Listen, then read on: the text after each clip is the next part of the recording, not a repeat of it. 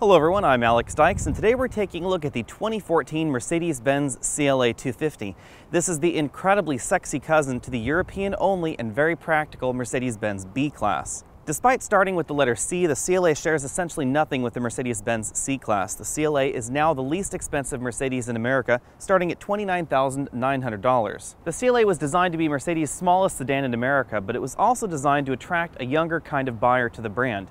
Mercedes expects CLA buyers to be on average 10 years younger than Mercedes-Benz C-Class buyers, and so far that's holding true in the 2014 model year. The CLA borrows all of its styling cues from the larger and much more expensive Mercedes models. We have this very aggressive front end with these large grille openings, these very attractive LED light pipes. These are optional on the CLA, as are these xenon headlamps that we have right here. They're an $850 option. There's one of the things to know about the CLA as we're diving into this is the CLA does have a very extensive option list, and while it does start at $29,900, you can get really carried away with those options. Hidden right behind this large Mercedes logo is one of those options. We have optional radar cruise control with full stop in this car and pre-collision warning. There's an incredible amount of attention to detail going on in the CLA. This front grille reminds me an awful lot of an airplane propeller. We have this large central Mercedes logo right here, and then we have sort of these propeller-themed chrome strips running right across the front. And then the grille is this plastic grate grille in sort of another circular theme, and it has these floating chrome widgets on the front. There are 230 of them. Now the chrome widgets are not standard. If you get the base CLA, then they're black. If you get the sport package, then we get these chrome ones. The reason the chrome bits aren't standard is the same reason that the HID headlamps and LED daytime running lamps aren't standard. In order to achieve a $29,900 price point, Mercedes did have to reduce content just a little bit all the way around the vehicle. So you will notice that there are a decent number of features on this car that are not on that standard model. If this is the first time you've seen the side profile of the CLA, you may think to yourself there's something wrong. And that's because the CLA is a front-wheel drive car, so it doesn't have the same kind of proportions as the rest of the Mercedes lineup that we're familiar with in the United States. The biggest difference is the distance between the front door and the wheel, as well as the front of the wheel and the front of the car. This distance here tends to be larger in a front-wheel drive car, and this distance tends to be a little bit smaller than something like a Mercedes-Benz C-Class or a Mercedes-Benz E-Class. Since the CLA launched, I've had a flood of viewer emails, and they usually go something like this. I'm taking a look at something like a Fusion or an Accord in a fully loaded trim, and my friend told me to take a look at the Mercedes-Benz CLA because it's a little bit cheaper than that fully loaded Fusion or the fully loaded Accord. What gives? The first answer to that question is that the Mercedes is a luxury vehicle. It happens to be an entry-level luxury vehicle, but it is definitely a luxury vehicle. So you are going to pay more for certain features, certain accessories, and the car is going to be overall smaller for that price tag than you'll find in that mass market midsize sedan category. However, there aren't really that many direct competitors to the CLA. So while I will be comparing this car to something like an Audi A3 or a Volvo S60, I'll also be comparing it to that Fusion as well as the Accord. CLA 250s come standard with 17-inch wheels, but since we have the optional sport package, we have these 18-inch AMG themed wheels. We also have painted brake calipers, cross-drilled rotors on the front, and we lose about a half an inch in suspension height. If you opt for the CLA45 AMG, then you get 18-inch wheels standard, optionally 19-inch wheels on that model. The rear end styling recalls the more expensive CLS as well, although I think that the CLA is actually just a hair more attractive than the larger and more expensive Mercedes model. Because of decontenting, LED tail lamps are of course not standard on the CLA either, but you can get them as an option. They're bundled with the LED daytime running lamps and the xenon headlamps for that $850 price tag. However, dual exhaust tips are standard. There's only one engine in the CLA 250. It's a 2-liter, 4-cylinder, direct injection turbocharged engine. It produces 208 horsepower and 258 pound-feet of torque from 1250 RPM all the way to 4000 RPM. If you get the CLA45 AMG, it's basically the same 2-liter turbocharged engine with almost all the parts replaced. And that engine produces 355 horsepower and 332 pound-feet of torque. In the US, the only transmission offered in either CLA model is this 7-speed dual-clutch Mercedes-Benz designed transmission. It's really a manual transmission inside with 7 speeds, except that the computer controls the clutch as well as the shifting for you, so it operates very much like a regular automatic from the driver's point of view. However, mechanically it operates very much like a manual transmission. This is very similar to the DSG transmission that Volkswagen and Audi use. The big reason that we find a robotized manual under the hood of the CLA is fuel economy. That's also why we find start-stop technology in this engine, which will automatically turn off the engine when you're stopped at a stoplight. You can optionally get all-wheel drive on the CLA 250. It's standard on the CLA 45 for $2,000 extra on this particular model. All models of the CLA are front-wheel drive biased vehicles with a transverse engine layout, which means this four-cylinder engine is running across the front of the vehicle, not north-south in the car. That means that the engine is right about here, whereas the front wheels in the car are right about here. That does affect the weight balance just a little bit. So when you're comparing this to something like a BMW 228i, this is going to have a much more front-heavy type weight balance than the BMW. Overall, however, the CLA is very light. It weighs in at 3,262 pounds in this front-wheel drive version that we're testing here. And if you add all-wheel drive, the weight only goes up to 3,395 pounds. So there's a relatively small difference between the two. The CLA scores 8 out of 10 points in front seat comfort. We have a tilt telescopic steering column that's manual, unlike most of the powered options that we're more familiar with from Mercedes in the US. We also have a standard driver's seat and passenger seat that's very adjustable. And this is definitely a step up from the mass market type cars. We have a 4-way adjustable lumbar support. We have a multi-way power driver's seat right over here on the door with a 3-position memory for both the driver and the front passenger. The front passenger also gets that 3-position memory. The CLA features height adjustable seatbelts for both the driver and the front passenger. And if we move down and zoom out from there, you'll notice one of the problems with small cars. The CLA, again, is a relatively short vehicle, but it has 4 doors. And so you'll see that this seat is all the way back in its track, suitable for a 6-foot to 6'4" passenger in the vehicle. And you'll notice that the seat is right next to that B-pillar. So that B-pillar is right next to your head. And you'll also notice that the armrest right there on the front door is considerably in front of where the elbow would sit for a passenger in that seat.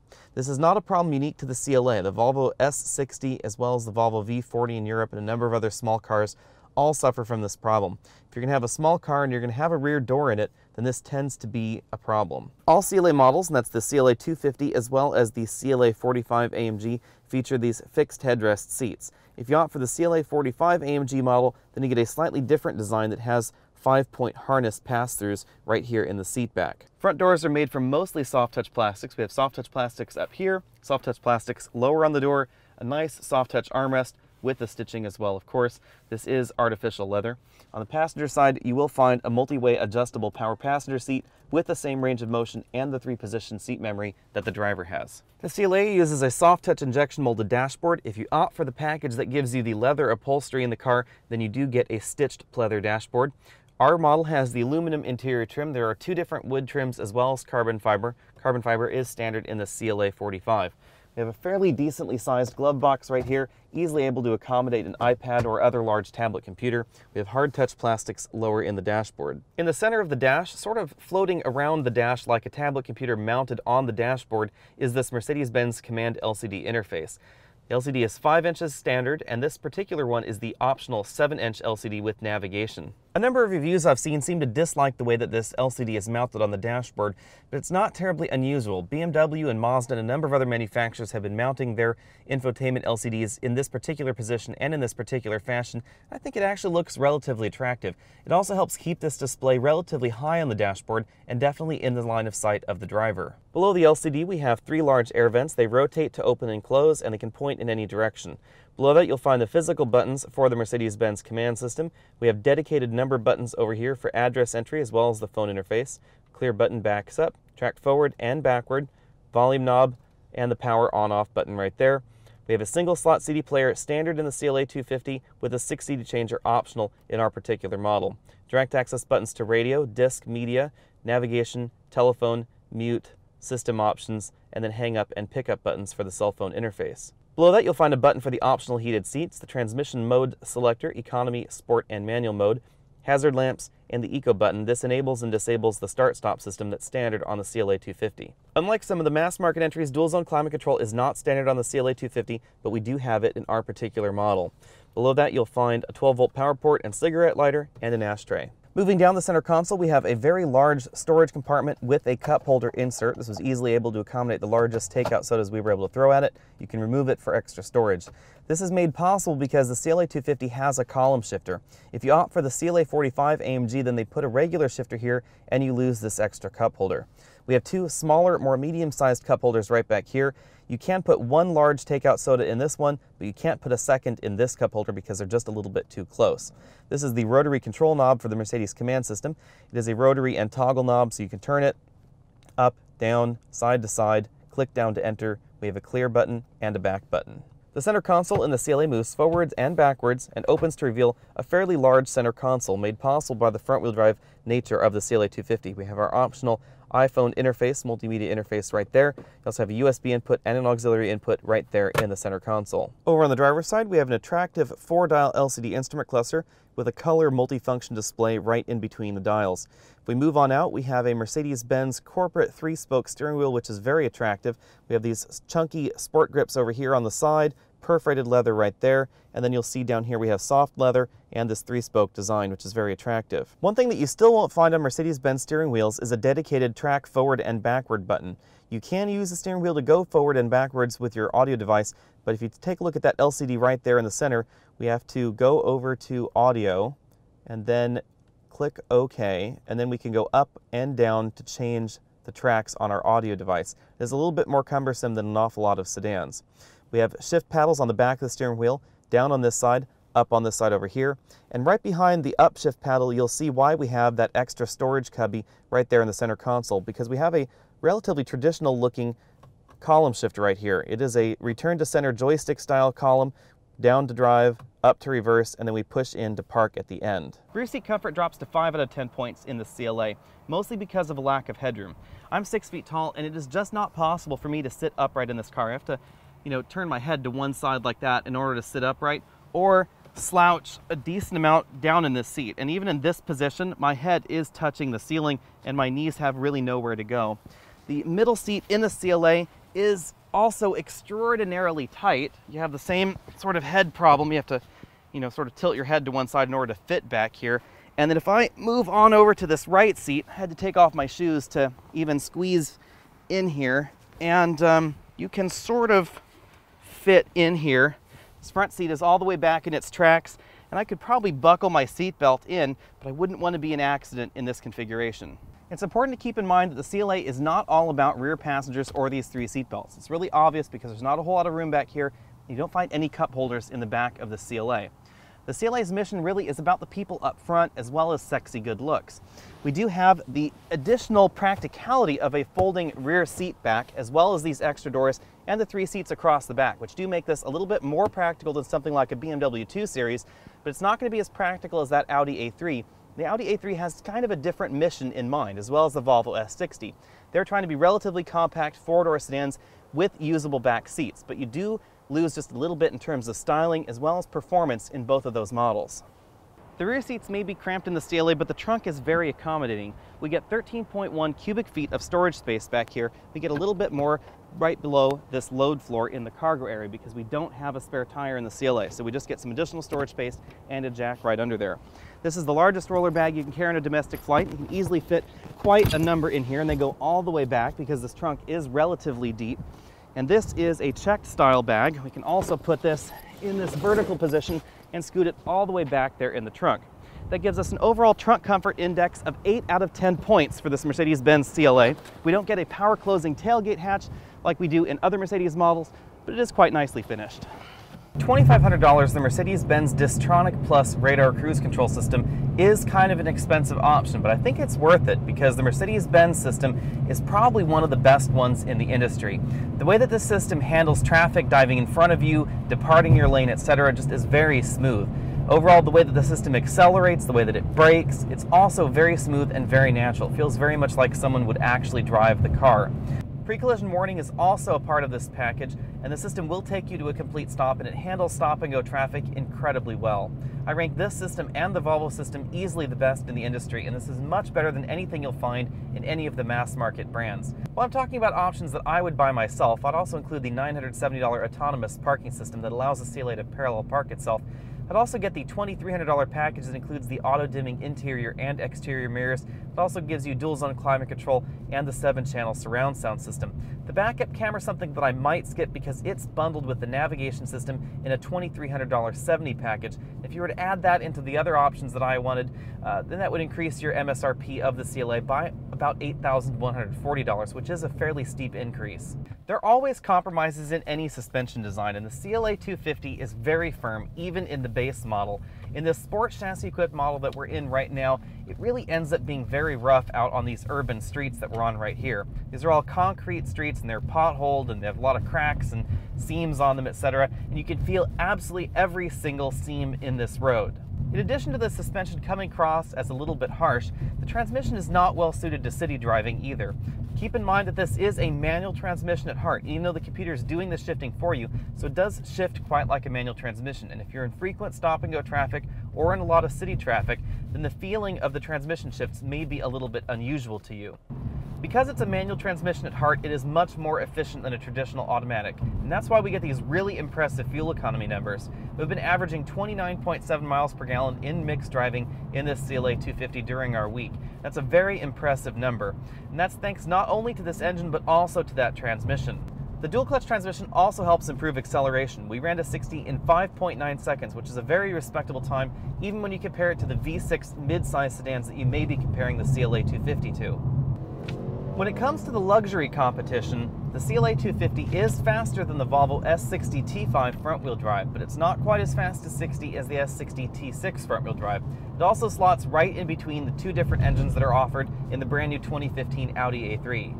Overall, I give the CLA250 a 6 out of 10 in the ride department, because even out on these winding mountain roads, the suspension is just a bit too firm for my tastes. I do like the way that this affects the handling, because the handling in the CLA250 is absolutely excellent. I rank it between 8 and 9 depending on which option you get. If you don't get the sport suspension, then it's an 8, and if you do get the sport suspension, then it's a 9. This thing really handles incredibly well, and it really shows how good of a base this was for the CLA45 AMG, which handles even better. While the 2015 Audi A3 has a slight edge in terms of absolute handling numbers, the CLA has better feel out on the road. We also have better steering feel and better feedback from the suspension. In fact, the CLA250 is probably the second best handling front-wheel drive based vehicle that I have ever driven, and the best is the CLA45. Part of why the CLA250 feels so great out on the road is because of how light this vehicle is. That's also why the acceleration numbers are so good for this vehicle, even though we have just over 200 horsepower underneath the hood. Weight really solves an awful lot of problems, and that's really obvious out on the road, especially when you drive this back-to-back with a Volvo S60 T6 front-wheel drive. That Volvo feels an awful lot heavier. Braking is another area where the CLA250 gets a split score. We get 8 out of 10 points in base form for the CLA250 and 9 out of 10 points in the sport-equipped model like we're testing right here. That's because the sport model gets those cross-drilled rotors up front, which really improves fade resistance. Even so, we ran from 60 to 0 in about 120 feet, which is a little bit longer than the Audi A3, but it's still a very short number.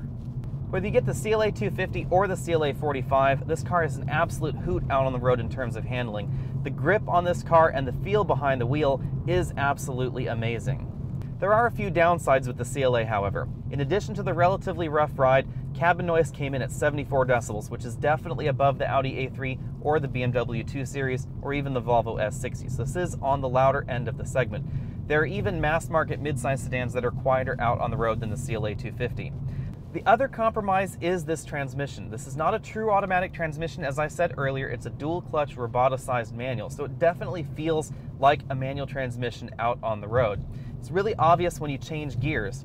The unfortunate thing about that is that Mercedes hasn't programmed these gear shifts very smoothly. So especially the gear 3 to 2 and 4 to 3 gear shifts are just not as smooth as they are in Volkswagen's DSG or Audi's DSG. I think that's just because Volkswagen and Audi have been at it longer, and maybe Mercedes will be doing some software programming changes to this transmission over time to help improve the shift. But as it is right now, this transmission isn't as smooth as some of those other options out there, especially versus Volvo's 8-speed automatic transmission that they've been buying from Aisin lately. That's a very, very smooth automatic out on the road, and it's a big difference between this and that Volvo. Of course, the BMW 2 Series uses ZF's automatic transmissions, and ZF makes some of the smoothest and best shifting automatics around. I had the opportunity to get a CLA45 AMG out on Laguna Seca, and it is an absolutely incredible machine. The amazing thing about that CLA45 AMG is that compared to the BMW 235M, which I also had out on the same track at the same time, I think I would take the CLA45 instead of that BMW. The BMW has a solid rear-wheel drive dynamic and it is more fun in certain situations. It also feels a little bit more direct.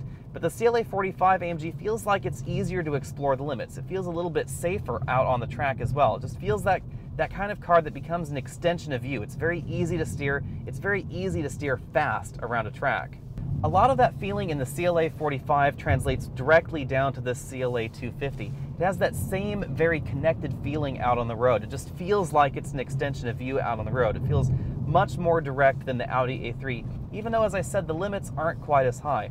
Definitely feels more engaging than any other front-wheel drive car I've driven. The CLA has a definite focus on road holding ability and handling. Well, I think the Volvo S60 and the Audi A3 are much better rounded in terms of overall vehicle dynamics, suspension, ride, handling, etc. I think they're just better balanced vehicles overall. I think the CLA45 is an awful lot more fun. So if you're after the more fun vehicle, then this is definitely the vehicle for you, even though it is a little bit more compromised in the ride department. The V6 Ultima and the V6 Accord may be faster to 60 than the CLA250, but those are the only performance metrics that are better than the CLA. This car handles better, brakes better, it steers better. Absolutely every performance metric on this car is better than the mass market alternative. So if you're trying to step up from something like a mass market car, one of those mid-size sedans, to something like a CLA250, you're going to get much better driving dynamics out on the road. That's really the trade-off for the reduced room in the back. Pricing on the CLA starts at $29,900, which is relatively low for Mercedes, and that's nearly $6,000 less expensive than the cheapest Mercedes-Benz C-Class in America. However, it's relatively easy to get carried away with options on the CLA250. If you want radar, cruise control, real leather, the stitched dashboard, all those other gadgets, then you can get the price on this car up to $46,949 without really trying too hard.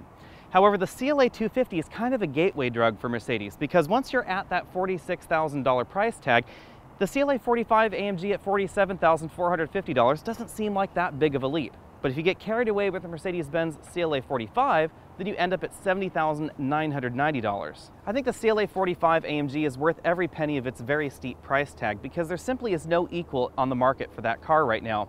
Volvo does say that they're going to be bringing their S60 Polestar to the United States, and that will compete relatively directly with the CLA45 AMG, but Volvo says that they're only going to sell about 60 of them in the US. So you're going to see an awful lot more CLA45s on the road, and you're also going to be able to actually buy one at the dealer, because Volvo tells us that even if people want more S60 Polestars, they aren't going to be selling them. That brings me on to my mid-size sedan comparisons, which I think is an apt way of looking at the CLA.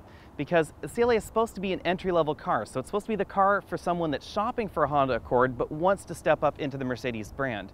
Now, a Honda Accord configured similarly to a base CLA250 costs about $30,345, so it's a little bit more expensive than the CLA250. However, as we have this CLA250 equipped right here, the Honda Accord ends up at $33,480, which is about $10,000 less expensive than this particular CLA250. Same thing goes for the Ford Fusion. Comparably equipped to the base model, it's $30,600, so a little bit more expensive, but comparably equipped to this particular CLA that we've been looking at here, $35,700, so it's about $7,000 less expensive. If, however, you take a look at something like a Volvo S60, an S60 equipped similarly to a base CLA250 is going to be about $33,300, so it's about $3,300 more expensive than the CLA250. Comparably equipped, it's going to be about $45,680, which is basically the same price as this Mercedes model. The same thing goes for the new Audi A3. It starts at $29,900, basically the same starting price, but similarly configured, it's $43,850. Of course, that Audi A3, when you similarly configure it, is only going to be all-wheel drive, where you can get this one in either front-wheel drive or all-wheel drive in around that same configuration level. The BMW 228i is $32,200 starting, $45,700 when comparably equipped to this particular CLA that we've been testing here. The question of value is a little bit tricky because it really depends on what you're going to compare this Mercedes to. If you're comparing this to mass market sedans like an Accord, a Fusion, or even a Mazda 6, this is going to score around 4 out of 10 points. However, if you're going to compare this to a Volvo, an Audi, or even a BMW, then the CLA is going to score about 8 out of 10 points. Because of the split nature of this CLA250 in terms of marketing mission, I'm going to have to split the score and give this an overall value score of 6 out of 10 points. That brings me very neatly to the question of would I buy a CLA250? The answer is no. I would sell a kidney and I would buy the CLA45 AMG because I think for $47,450, That's a relatively good value, and even lightly configured at around $50,000 to $55,000, the CLA45 is still a very good buy, and it's an awful lot of fun out on the road. I never thought I could honestly say with a straight face that a front-wheel drive biased transverse engine vehicle with 4 doors could out-handle a 6-cylinder turbocharged BMW rear-wheel drive coupe on a track. But it can actually happen in certain limited situations. Now, admittedly, the BMW 235M is a better driver's vehicle. It has a solid rear-wheel drive dynamic. You can do rear-wheel drive things with it out on the track. The way that the car handles, the way that it behaves, is a little bit superior to an all-wheel drive vehicle like the CLA45. However, for the average person, or even 9/10 of the sporting population, you're going to post a better track time in the CLA45 AMG than in that 235M. Out on the road, it's absolutely no contest. The CLA45 is just the better car overall.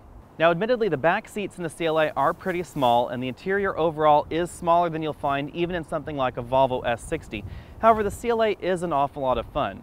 I think if I really needed the back seat room just a little bit more, I'd take something like a Volvo S60 T6 all-wheel drive over the CLA, or the T6 front-wheel drive. You're going to get just about the same fuel economy. It's going to drive a little bit smoother out on the road, and you're going to have the back seat space.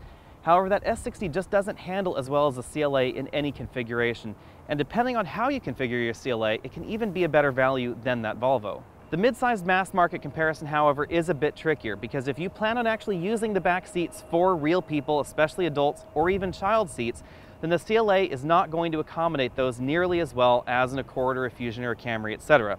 Now, they're going to be a lot less exciting out on the road. They're not going to look as good. They're not going to handle as well, etc. But they are going to accommodate 5 people in much greater comfort. Thanks for taking the time to check out this video. Again, I'm Alex Dykes, and this has been the CLA250. Go ahead and click that subscribe banner at the bottom of your screen so you can be updated on all of our latest videos.